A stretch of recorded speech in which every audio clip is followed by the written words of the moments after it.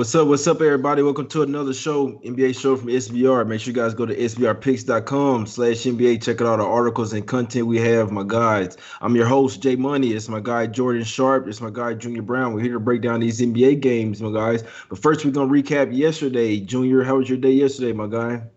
Yeah, same nonsense. Just treading water. Win one, lose one, win one, lose one, which means I'm paying huge amounts of juice. Definitely slowed down. So just trying to get ready for the playoffs. Today's a weird card because there's a bunch of teams that are not going to be in the playoffs, so the motivation factor is not there. So let's try to focus on the spots where we can make some money. Jordan, how was your day?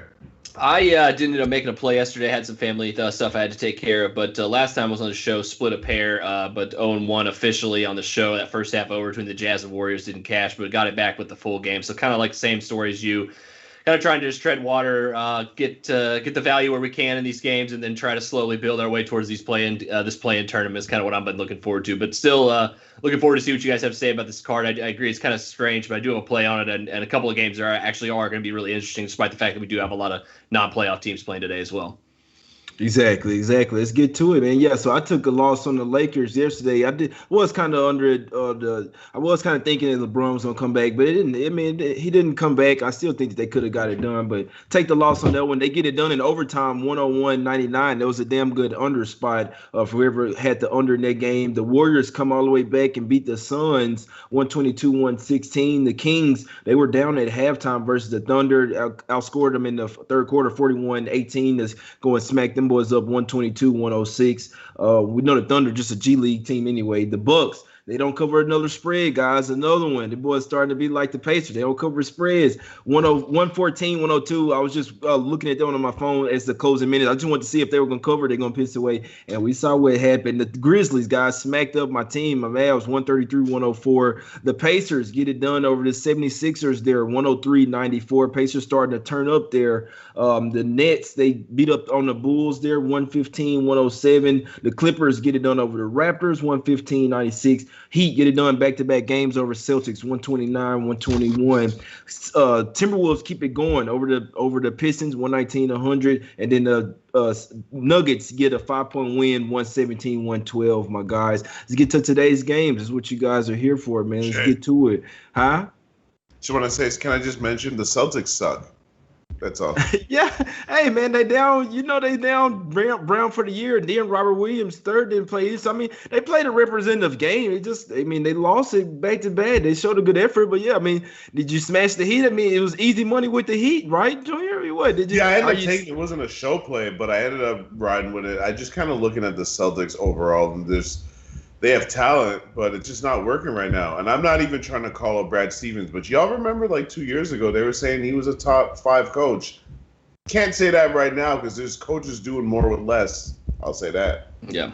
Got you. Yeah, I don't know. I mean, the Heat have been impressive, none impressive as well to me like this year. Spo, And they had so Spo is a good coach, and they had a full squad, all this, and they were struggling this year almost more than the Celtics, bro. So but their injury list is insane, though. Every player, literally every single player on their squad has been injured at some point this season. Literally. Yeah, I'm just saying the Heat went through a point where they were really healthy and were still losing 4 or 5 games in a row. Trust me, I know. I bet on them a few times. They've been one of the lackluster. So it's a bunch of teams that's just not the same. Better than the Celtics, though. Yeah, no. What I'm saying is, it's a bunch of teams that's not. I'm not a Celtic fan. I didn't have any money on the game, but it's a bunch of teams that's just not the same as they were last year. So I mean, we can't put the Heat too far. The Celtics.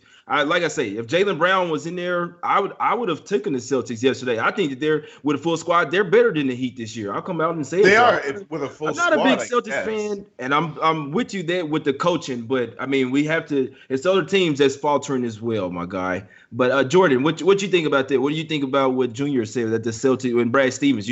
I think he should go to coach the Pacers. That's what I think, my guy. You and about every other Pacers fan and any other IU, any sort of basketball adjacent person around here is like, we got to get Brad Stevens back to Indiana. Like I don't know if that has it seems to be that has more of a possibility than it did like when everyone was talking about it like here like 6-7 weeks ago or whatever. But yeah, I mean, with the writing on the everybody kind of is thinking it's going to be Mike D'Antoni around here for the Pacers. But I mean, when it comes to Boston, When it comes to Boston, yeah, I know, and that's kind of my reaction too, Junior.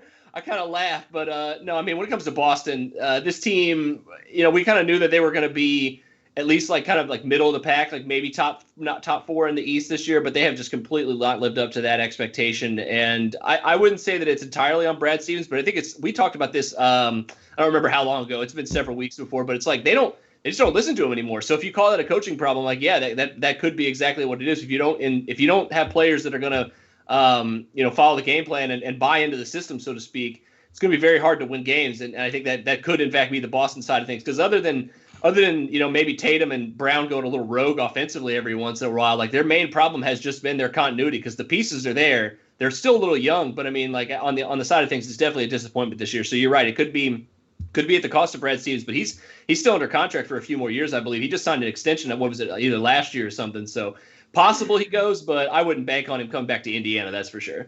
Hey, Jay. What's up, Junior? I don't mean to turn this into like a whole Celtics narrative, but we only have 5 games anyway, like 6 games. What I want to say is I don't think Brad Stevens is a bad coach. I mentioned this a couple weeks ago, and I'm sure you remember. What I think the problem is that Jaylen Brown and Jason Tatum came in as 19-year-olds with Stevens, and now that they've grown up into all NBA or all-star players, they're not necessarily listening to him anymore. You know what I'm saying? Like, they're feeling kind of too big for their britches, and they're just like tuning him out. That's what I think is going on. It's not that he's bad. They're just not listening to his directions anymore. It's just basically them two one-on-one all the time. And Kemba. Got you. Let's get to today's game. We got the Wizards versus the Hawks, my guys. Hawks laying 6.5 again, back-to-back games here. Like say, still no Beal, as we know he's out for a couple straight games. So just be interested to see what happens here, my guys. We do have the Hawks here, like I say, laying 6.5. Jordan, what you think of this total as well? You think this one's gonna go? This one's gonna fly over 249 points again? It's been creeping downward. You got to think that the second game in a row between these two teams at least going to be a little bit lower scoring. But after what we saw in the first meeting, I don't know if I'm ready to bank on that. And also, I mean, I think theoretically you got to like the Atlanta here, a more talented team. Looks like Herter and Snell now listed probable. All their guys are going to play basically for this one. Whereas can Washington strike lightning twice here with Bradley Beal being out and trying to beat a superior team who's still playing for playoff positioning right now, very much so. So. Probably lean towards the Hawks on the side of things, but I mean, total wise, I don't know about if I'd bank on this flying over one more time. Just without Beal again, it's going to, I think, be hard for Washington to score 125 again. I don't know. It's just that it kind of just rubs me that way just by looking at it, but I don't think I'm going to bet on either side of this one. I think the line would kind of make you believe that the Hawks are going to be pretty easy to win this one, but I'm not ready to count the Wizards out. I was stepping in front of them too much at the beginning of their little hot streak, and then I laid off of them for good reason. So I'm still not ready to do it even without Beal today. Got you, Junior. I think you was on the over last game, right? You going with the over again? You think it might be a slower pace? Somebody decide to play some defense in this one? Last game was 125, 124. What you thinking in this one, my guy? I'm going old school Bullets, the Wizards, plus 6.5. Like the Wizards are 7-1-1 in their last 9 road games. Are like 18-7, 7-1-1 ATS. Obviously, you can't be 7-1-1 straight up. But the 7-1-1 ATS, 18-7 ATS in their last 25. They're just covering spreads. They've won 13 of their last 17 games straight up. This is a super hot team, and you're giving me over 2 possessions cushion. I'm pretty good with that. Russell Westbrook, for all the slander and all the shit I talk about him, at least he plays hard every single night, and he's on a mission. Like, he actually had a chance to win the last game. He missed a 3 with 2 seconds left, and even though he can't shoot for his life, that he believes he should have made that shot because he's a star player. So I think he's going to come out. I mean, I'm not going to say motivated because he wakes up motivated, but right now he's an unstoppable force. And I think that they're kind of underestimating the Wizards to just go ahead and just repeat the same spread. I know DeAndre Hunter only played 13 minutes last game, but I was reading this morning that he's out. I just like the Wizards in this spot. They're the hotter team right now. They're playing the better basketball. They really could have won the last game, and now you're giving me 6.5 into the next game. I'm taking that. Got you, got you. Yeah, I can understand the logic in that with my guys. It looks like the only two people on the injury report: Hunter out for the Hawks, and then Beal out for the Wizards. There are new people that score, of course. Look like Snell and Huerter will suit up for this one for the Hawks. So Yeah. be a good game to watch, my guys. Definitely be a good game to watch. Be interested to see if it will go fast paced again, or like Jordan said, because we know sometimes when same team, same arena, back to back games, usually whatever happens opposite with the total, sometimes spread, but total really. If it went high, if it went over the first game, it usually tends to go to the under next game, and vice versa. If it went under the first game, it might be more fast paced. So with lean to the under. It's been cashing at a very high rate this season, my guys. Going with the flip flop on the total the other way, my guys. That's what I'm pretty sure. That's why you see the total coming down. Let's get to the next game: Spurs versus Nets. Oh, Harden. Oh, it's hard. Come. Woj tweeted out. Hard come back. Fear the beer, my guy. It's enough of the strip club now, man. You got to get back to work, man. You've been getting money sitting on the bench. You think it's time to get back to work. Junior, what you think with your guys over here, Nets? They smack these Spurs up. No, I'm actually good on this. I kind of just want to see. I kind of want to see where the Nets' heads are at right now. They, and first of all, I heard that I just was reading something like literally not even 2 minutes ago that Kyrie is questionable now. Is that even true? I'm trying to confirm. See what I'm saying? Like, yeah, he been questionable since like last night. Oh, I didn't even see that last night. So yeah, I need everybody playing. I know the Nets are going to win this game. I'm going to tell you right now. Are you guys going to tell me that this spread is not suspicious? Like, why is this spread so low? San Antonio is not a good basketball team right now. KD's the injury reports I'm seeing, KD and Kyrie both questionable. Exactly. So essentially, if you believe they're going to play, then you might as well take Brooklyn right now because this is the best of the number that you're going to get. I don't like this game that's going on. When I was hot, I would have taken it for sure, but I've not been really hitting lately. I've just been treading water, like I said. And treading water, when you make big bets, costs you a lot of goddamn juice. So I'm not really trying to keep bleeding money just because I'm going to blindly bet on any team. So for me, until I know who's playing, it's a pass. You got net. Yeah, that's the problem, Jordan. Who's playing here? But let's say, I mean, we know that likely Harden's supposed to come back for sure. Obviously waiting on a couple other guys. Jordan, what you think about this one? Nets, another little smack city for the Nets. Maybe looking at over here or something. Jordan, little first half over for Jordan. Sorry, you read me like a book, J Money. I'll say this: the fact that it's a back-to-back and there could be like Brooklyn Stars resting here does give me a little bit of unnerving here to bet an over. But I think the first half is a little bit safe for a couple reasons. Firstly, two teams played each other back a couple months ago. It was basically the same rosters except minus Kevin Durant. So I mean, we'll see about his status tonight. But I'm not too concerned about missing guys or whatnot because I think either way, this game's going to be fast-paced because Brooklyn's going to probably dictate it in the first half. Their first half pace shoots up to almost 103 when they play at home, and they're playing against a team. I think both of these teams, to be honest, like I just keep running back to who plays defense. Now, if they sit a lot of stars and they start to play, the Nets start to play their bench does tend to be a little bit better defensively. So a little bit concerning there. But at the same time, like I think that the combination of Murray, Walker and DeRozan could easily go for 60 plus tonight and have a lot of those in the first half as well because I don't really trust Brooklyn's defense. And if you look at the way these two teams have been playing, they've been trending faster in the first half, trending worse on defense, which is something crazy to say if you're the Spurs because the Spurs are the number one ranked road first half defense in the league. But I think they're being a little bit too overvalued in that spot here because of the fact that A, they're playing the Brooklyn Nets, and B, also on the other side, the Nets coming off the back-to-back tired legs. Could lead to a little bit less defense as well. So I have a lot of confidence, at least in their first half ability to score points. These two teams are still playing for something, though. So maybe the second half is a little bit more defensive. We'll see who plays. But I think the first half over is the play here for me on this one. I got it at 113.5. It's up to 114.5 right now. But like you said, could get some value coming back on that the other way if we get some news on Kyrie, for instance. If he misses, this questionable news is kind of sent it down a half point from 115 anyways. So I would hold tight and just wait until we see that 5:30 report. But I'm in it at 113.5 on the over.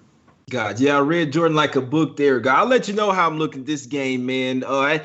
Me personally, I can only look towards Spurs. Here's really a bunch of reasons. Obviously, Harden coming back is when the superstar does come back, and somebody that that's ball dominant like Harden. Usually, I mean, he could possibly. It's very likely he'll be somewhat rusty or whatever, not all the way be there, legs not all the way be there, but still, regardless of that, when a superstar comes back, you do kind of like to fade the team. It is interesting to see. I mean, if all three of them go, I'm definitely not taking, you know what I'm saying, the Spurs there, but be interested to see, guys. I know you may not see KD on your injury report, but just know Blake Griffin, KD, and Kyrie are all questionable here. Harden was questionable as well, but he got upgraded to probable. So it is the back-to-back. They're coming off of 5 games. This is a spot that I would never take the home team. I just sorry. I'll never damn near take this unless it is like an absolute must-win. They're coming off a 5-game road trip, and it's a back-to-back. You see what I'm saying? It's a back-to-back with the home or with a game the next day, Junior. You get home to the house, man. You see what I'm saying? Oh, damn, oh, baby, we got a game tomorrow. You're going to have to hurry up tonight. So I can't be messing around with you all night tonight. We got a game tomorrow. But now I'm messing with you. I can only look towards Spurs here. I don't think that it'll be full squad for Nets. Like I say, wait to see who's in or out here, but Spurs are nothing for me. It's a Spurs spot is what I'm saying. Can only look towards Spurs here. When the team's coming back, first game back off a long road trip, and it's back, I'll never take that team. It's always a face spot. Junior know what's up, man. That's why he's not on the Nets today. But let's get to the next game. I got if I would known they doing all this, I probably wouldn't even talk about this game, man. Celtics versus Cavs, my guy. Junior just slandered them the whole day, the whole first half of the show. So Celtics probably come to smack here. Y'all know what happened. We trash a team. They come out and smack, man. But I think they rested Kemba Walker. Who else, man? No Marcus Smart this game. No Robert Williams again, Junior. The Cavs winning the championship, bro. What we doing? Yeah, it's funny. I didn't mean to slander the Celtics. I think it's because in a group chat I got with some homeboys of mine from the old days, there are a bunch of them are Celtics fans. That shit gets on my nerves. Team is not good, bro. Anyway, as for this game, I am not interested in this game, which I'm sure is something you could have guessed before I just said it. 7.5 points. I know it's down to like 6.5, but how did it even open that much? Like, honestly, 6 is the most I would pay for this line. And really, am I laying that many points with a team on the road that's just like they're motivated and it should be Smack City? I'm not going to disrespect them and say that it shouldn't be Smack City, but the reality is they're 35-34. So I'm not laying 6.5 points with this team. That number needs to come down to like 5. Yeah, it's probably still going to be on the move, man, with all these guys out, Jordan, because I know it was at 7. Let's see, coming down to 6s, 6.5, 6s, may even come down to 5.5. May if we get money on the Cavs. But Jordan, exactly. Who the hell? Why are you going to put money on the? I know it's the Celtics. Oh my God. Apparently, it's happening, J Money. There's a lot of people betting on the Celtics today. So sorry, betting on the Cavs today. Yeah, my bad. I misspoke. There's a lot of people betting on the Cavs today, as per the line movement. But yeah, it's not going to be me. I don't think I'd bet this with somebody else's money, to be honest. But that being said, it would, with the way the Celtics have looked defensively over the last 6, in games where they weren't playing the Orlando Magic, they've been giving up like 138 points per game over those other 5 games. So it's, even against the Cavs, who are like one of the worst offensive teams in the league and struggle to get over 100, you got to think they're going to be in the 105, 110 range in this one here if Celtics don't come to play defensively. So, I definitely still wouldn't, bet the over on this game just because you can't trust the Cleveland Cavaliers offense that much. And the fact that they're missing a lot as well, tops of the list, Darius Garland still. So I don't think, I'm kind of with Junior. It's going to be a real easy pass for me, I think, on this game. I usually try to find some value in some of these games, but not this one, not between these two teams, especially with the losing streaks they've been on, or at least like the losing clips they've been on over the last couple weeks. Exactly. Junior, so you say you didn't like anything in this one, right, Junior? No, I just, I talked enough about the Celtics already, so pass. I thought this is gonna be play of the year, man. So this is I can't wait to get home and watch this game, man. Celtics versus the play Cavs, of the year would be Cavs money line. Yeah, man. Man, freaking love this game, man. Next game up, the Pelicans versus the Mavs, my guys. We know that Lonzo Ball not gonna be in here. I think Porzingis questionable here, upgraded. I'll tell you guys straight up. I can see Luka sitting and Porzingis coming back. They were likely going to win regardless. It's a revenge spot for us. We did get our butt smacked last night versus the Grizzlies, and then we lost earlier this year versus the Pelicans as well. So revenge spot for the Mavs. They need to win. They need to win. Pelicans, not a whole lot to play for. I think the Mavs smack them up. I am going to see what's up with Luka first, because like I say, the line will go down. But just be interesting. I really do expect him, especially with the reports coming out about his back, whatever, him having a bad game. You know how they try to do it, just back-to-back. I can see him resting him, Jordan. What you think in this game, my guy? Yeah, Mavs coming off a back-to-back. That's the million-dollar question for this game. That being said, I kind of hope they do rest him, because I'd love to see some return value on this line and then be able to just pull the trigger laying points with the Mavs here. Like, give me Luka ruled out and like seven points with Dallas laying. I'd lay that. I think I'd lay that even with Luka. If it goes down any further, we're still waiting the pre-order of the shirts, J Money. So I don't want to do your catchphrase just yet. But I mean, like, Dallas is way too deep at the guard position against a team that's basically surrendered and waved the white flag like a week ago. Like, I keep coming back to Mavs or nothing for me in this one. I'm anxiously awaiting that line, because if Luka plays, I think 9 is the value as well, because there's little to nothing that the Pelicans are going to be able to do defensively in this game to slow down Dallas. And without basically, like you said, all their starting player. I mean, Zion, Ingram, Lonzo, like all these guys being absent. Adams, yeah, is he questionable or is he officially out too? Adams out. He's out. So yeah, Steven Seagal built that up out of here, man. You're essentially playing the youngest starting 5 in the league without all those guys, and you're going up against a team that still has something to play for, and that has, even Luka's out. You got Hardaway, you have Josh Richardson, you have a lot of guys. Trey Burke coming off the bench would get a lot more run. Like these guys have plenty of ball handlers tonight to weather a Luka absence. So yeah, it's Mavs or nothing for me. Really would like to see some more value though before I pull the trigger, and obviously definitive news on if Luka's going to play and if Porzingis is going to play, to be honest, as well. Exactly. Yeah, I think they're going to smack him up regardless, man. You definitely hope it's not one of those games where they just barely win, but can only look towards Mavs here, Junior. I actually really like them. Just need to see who's playing. Like I said, I really do have a strong speculation that Luka might sit. Porzingis comes back. It's just what I kind of saw last night, Junior. I do think it will be Smack City, however, Mavs minus the points, my guy. What you thinking, Junior? Yeah, I didn't feel like I told you before, I was kind of pissed off because the Mavs beat writer has no Mavs news, and it's like almost 2 o'clock in the afternoon, so it's kind of ridiculous. But I've been following, obviously, the Mavs news, and all they're talking about, at least I heard Rick Carlisle say that he hopes Porzingis could come back tonight after sitting out last night, but nobody's confirmed that. So I'm thinking he's going to play. I know Luka took a pretty hard fall, and he was fucking terrible yesterday. He had more turnovers than shots made in the game yesterday. So that gives you an idea of why they got blown out like they did. I don't really think that happens twice in a row. If the Mavs win 2 more games, they secure 6th place. So just win 2 out of 3. And I don't have their schedule in front of me, Jay, but I'm sure you know it because you're down there. It's pretty light. It's pretty easy, my guy. Yeah, they don't have no tough games at all. So all they got to do is win 2. I'm taking the Mavs first half just based on the fact you get smacked the night before. You're at least going to come out with some effort if you're in a situation where all you got to do is win 2 more games and you guarantee yourself a playoff spot. So I'm literally just betting the spot. Mavs first half, regardless if Luka plays or not. I'm pretty sure from all these reports I've been reading for the last 24 hours that Porzingis could play, should play, whatever. That's enough for me. Paper plate Porzingis. Yeah, the unicorn. I don't know what kind of unicorn he is, but that he's a unicorn with Bambi ass legs. You know them baby deer when they get born and they try to walk. Yeah. That's like Porzingis. He's like a fucking baby. He's a fucking baby unicorn, is what he is. That's his nickname. I don't mean to steal the horse racing terminology, but he's like a yearling colt. Sorry, Blackjack, if you're watching. Like I don't even know what that means. Built like a white bull, like a little baby horse with little skinny legs. Yeah, I seen Bobo Daddy compared to I think that was Spud Webb that he was either Muggsy Bogues or Spud Webb and Bobo Daddy was. But I'm like, bro, look at this guy. Where your knees at, bro? That's how lanky. So anyway, like the white Bobo, I'm telling you, bro. Mavs first half is what I'm trying to say. I like it too. Hold on, JJ. Let me back up my point.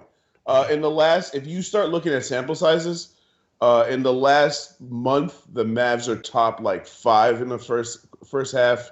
Last like 2 weeks, they're top 3. They're net plus 14.6 per 100 possessions in the first half.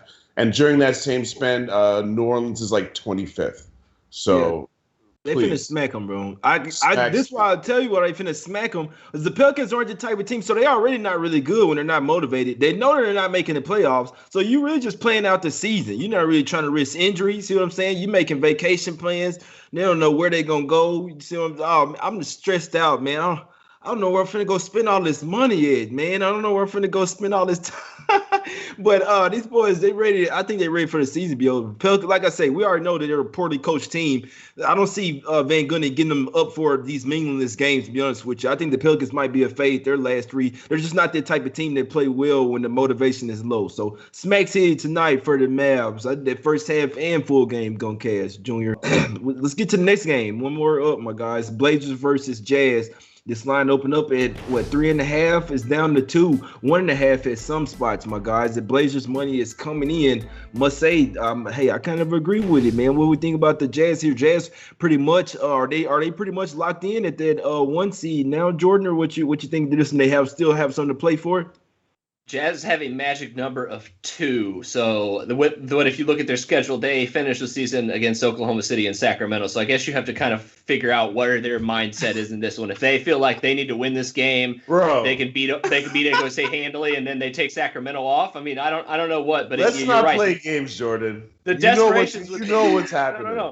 No, the desperation side is currently on the Blazers because if you look at their schedule, they're the same spot. If they don't win 2 of their next 3, they're in the play-in tournament. Like there's no ifs, ands, or buts about it. I was just trying to, this is the way I work through these things in my head, guys. You got to figure out where Quinn Snyder's head at. But if you look at where the Jazz have done, obviously with Donovan Mitchell and Conley, it's kind of a dead giveaway. So I mean, it is a Blazer spot. I will agree. If you guys are on it, if you guys got to force me into making a Triple J official, I might. But it is the total is actually where I think I kind of saw a little bit more value for me. I think it's an under spot potentially just without Conley and Mitchell.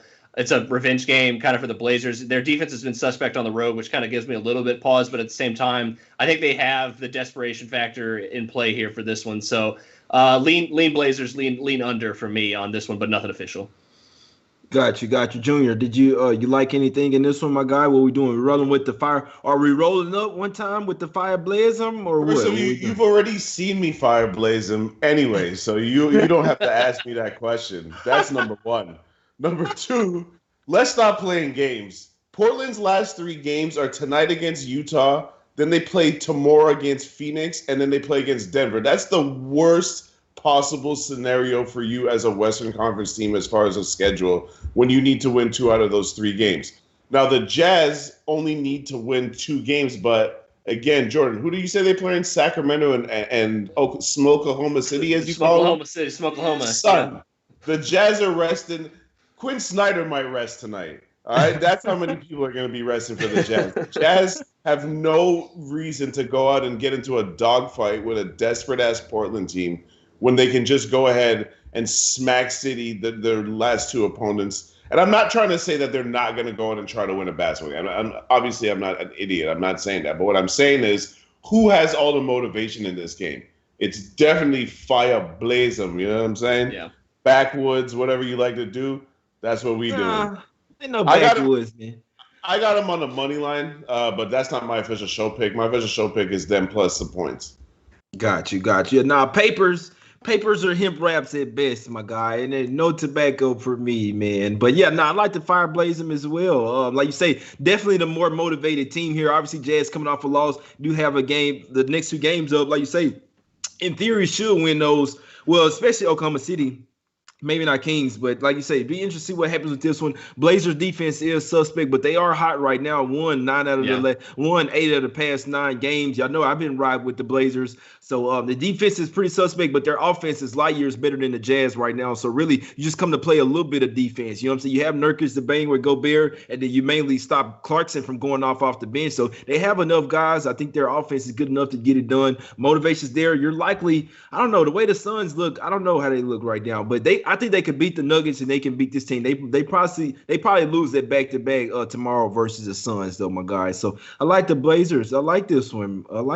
Jordan, what we doing, man? We going with it or what? Yeah, you guys are trying slowly convincing me to ride with you, but you're I think that the Blazers, the defense on the road thing gives me pause. But if Norm and Rocco can come to play tonight, that's who they're going to need to play defense. Really, the other guys they shouldn't have any problem with. But Norm, like you said, slow down Clarkson off the bench. That'll probably be Norm, and Covington, either on Bogdanovich or Ingles. I think those are Blazers advantage matchups because those two are very, very good defenders. So I mean, like that's kind of where I kind of like if you guys are leaning towards the dog, I feel like it correlates with the under in this one here. So I don't know. I haven't decided quite yet where I'm going with this game, but I agree with you. It is the side just based on motivation alone, desperation. I should say desperation alone.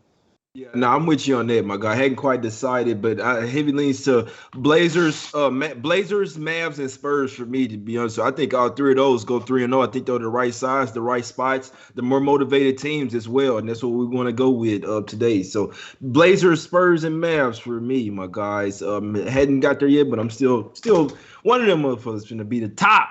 But Jordan, will we break them out for your officials, my guy? Yes, sir. Over first half, I got 113.5. The Spurs and the Nets today, and then I'm with you. I got a strong hankering on the Dallas Mavericks to lay the points here in this one. We'll see where that line goes, but may jump on the Blazers too. I kind of like the Mavs a little bit better tonight. Hopefully, Luka plays, and it'll be as you say, Smack City trademark. Exactly, Junior. What you liking, my guy?